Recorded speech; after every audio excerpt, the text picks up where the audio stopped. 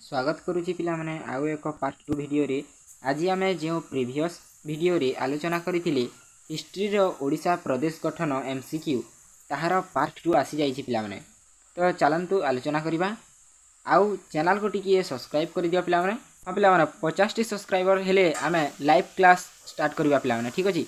तो जल्दी 50 T subscriber complete कर दियो। तो ठीक अछि, चलंतु पार्ट 2 वीडियो टिको स्टार्ट करिबा। आमे देखिबा 21 नंबर प्रश्नटी पिलामाने, ठीक अछि। तो स्टार्ट करिबा। स्वतंत्र ओडिशा प्रदेश रो प्रथम गवर्नर किए थिले पिलामाने? स्वतंत्र ओडिशा प्रदेश रो प्रथम गवर्नर किए थिले ना लॉर्ड हाजिंग, lord Curzon, lord John Austin हवाक ना लॉर्ड माउंटबेटन पिलामाने? राइट आंसर केउंटी हेबो ना ऑप्शन ग पिलामाने सर जॉन ऑस्टिन हवाक, ठीक अछि। 22 नंबर प्रश्नटी देखिबा। उत्कल दीपिकार संपादक किए थिले पिलाने? उत्कल दीपिकार संपादक किए थिले? गौरीशंकर राय, मधुसूदन दास, नीलमणि विद्यारत्न ना फकीरमोहन सेनापति? क्योंटी हो राइट आंसर ना राइट आंसर टी हिबो ऑप्शन क पिलाने गौरीशंकर राय, ठीक अछि। नेक्स्ट प्रश्न देखिबा। कहार संपादना रे संवाद वाहिका प्रकाश होइतिला पिलाने? तमरो जो संवाद वाहिका खबर कागज देथिला कहार संपादन रे प्रकाश होइतिला? नीलमणि विद्यारत्न, फकीरमोहन सेनापति, मधुसूदन दास ना गोपबंधु दास? राइट आंसर टी कौन हम ना ऑप्शन ख पिलाने फकीरमोहन सेनापति। तो पिलाने जल्दी टी 50 सब्सक्राइबर फैमिली कंप्लीट कर दिया पिलाने, तुम लाइव क्लास आम स्टार्ट करवा, ठीक अच्छे। नेक्स्ट प्रश्न देखा। नेक्स्ट प्रश्न अच्छी नीलमणि विद्यारत्न संपादन रे क्यों संवादपत्र प्रकाश पाई पिलाने? नीलमणि विद्यारत्न संपादन रे क्यों संवादपत्र प्रकाश पाई? संवाद वाहिका, उत्कल दीपिका, संबलपुर हितैषणी ना मातृभूमि पिलाने? क्योंटी हो राइट आंसर ना राइट आंसर टी हो पिलाने ऑप्शन ग पिलाने संबलपुर हितैषणी, ठीक अछि। 25 नंबर प्रश्न देखिबा। स्वतंत्र ओडिशा प्रदेश केतोटी जिल्ला को नहीं गठित होइतिला? स्वतंत्र ओडिशा प्रदेश केतोटी जिल्ला को नहीं गठित होइतिला पिलाने? 6टी, 7टी, 8टी ना 9टी पिलाने? केतोटी जिल्ला ना ऑप्शन क पिलाने 6टी जिल्ला को नहीं गठित होइतिला। 26 नंबर प्रश्न देखिबा। किए ओडिशार प्रथम प्रधानमंत्री होइतिले पिलाने? ओडिशार प्रथम प्रधानमंत्री किए? श्री रामचंद्र भंजदेव, हरेकृष्ण महताब, वीर किशोर देव ना कृष्णचंद्र नारायण देव? राइट आंसर टी हो ऑप्शन घ कृष्णचंद्र नारायण देव पिलाने। तो 27 नंबर प्रश्न री देखिबा पिलाने। निम्नोक्त केउ आईन बल रे ओडिशा स्वतंत्र प्रदेश रे परिणत होइतिला?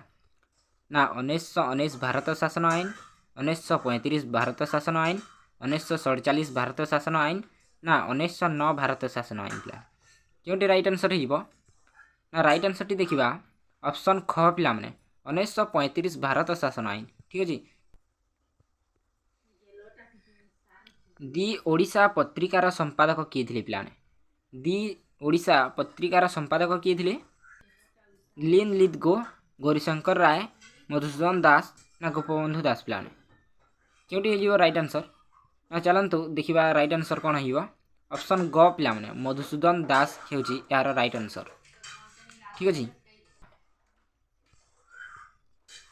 सत्यवादी साहित्य पत्रिकार संपादक किए पिलाने? सत्यवादी साहित्य पत्रिकार संपादक किए थिले? गोपबंधु दास, मधुसूदन दास, फकीरमोहन सेनापति ना गजपति कृष्णचंद्र नारायण देव? राइट आंसर टी कोन हिबो ना ऑप्शन क पिला माने गोपबंधु दास थिले सत्यवादी साहित्य पत्रिकार संपादक। नेक्स्ट क्वेश्चन देखिबा पिला माने एबे अछि स्वतंत्र उत्कल प्रदेश गठन दाबी रे किए ओडिशा को 1930 रे इंग्लैंड रे अनुष्ठित हेबाकु थिबा प्रथम गोल टेबल बैठक रे जोग देवा पई जाइथिले पिला माने? किए जाइथिले पिला माने? ऑप्शन अछि श्री रामचंद्र भंजदेव, वीर किशोर देव, वैकुंठनाथ देव ना गजपति कृष्णचंद्र नारायण देव पिलाने?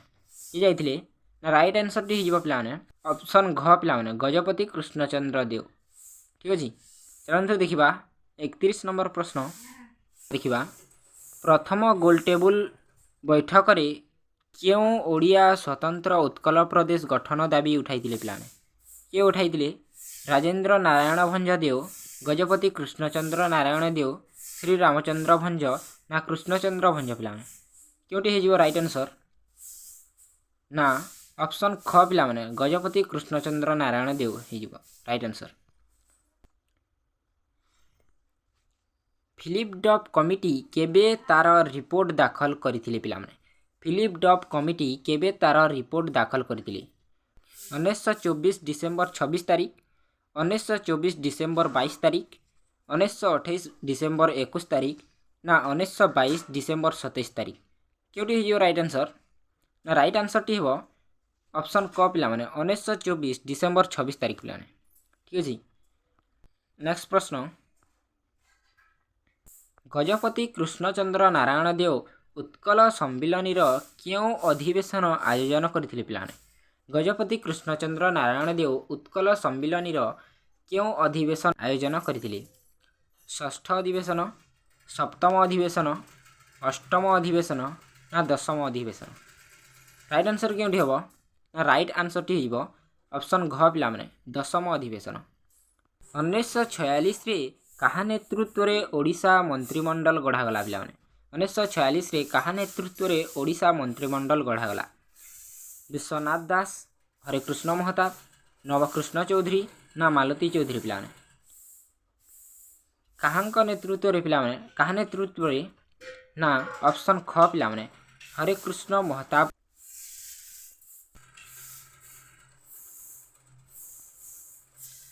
सारला महाभारत रे नारी चरित्रर रचयिता किए पिलाने ना सारला महाभारत रे नारी चरित्रर रचयिता किए थिले ऑप्शन क सरला देवी, ऑप्शन ख रासमणी देवी, मालती देवी ना रमा देवी पिलाने ना राइट आंसर टी कौन हो पिलाने ना ऑप्शन क पिलाने सरला देवी।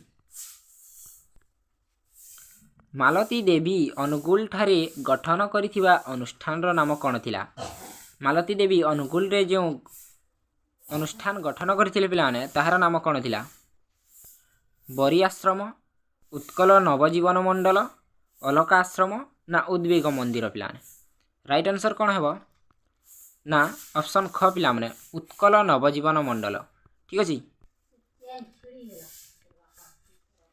महात्मा गांधी काहाकू स्नेहरे तोफानी बोली डाकुथिले महात्मा गांधी काहाकू स्नेहरे तोफानी बोली डाकुथिले मालती देवी, रमा देवी, रमा देवी एठारे पिलाने देख दुईटी अच्छी तुम दुईटी ऑप्शन ऑप्शन घ जी सरला देवी राइट आंसर टी कौन है ऑप्शन क पिलाने मालती देवी हो राइट आंसर।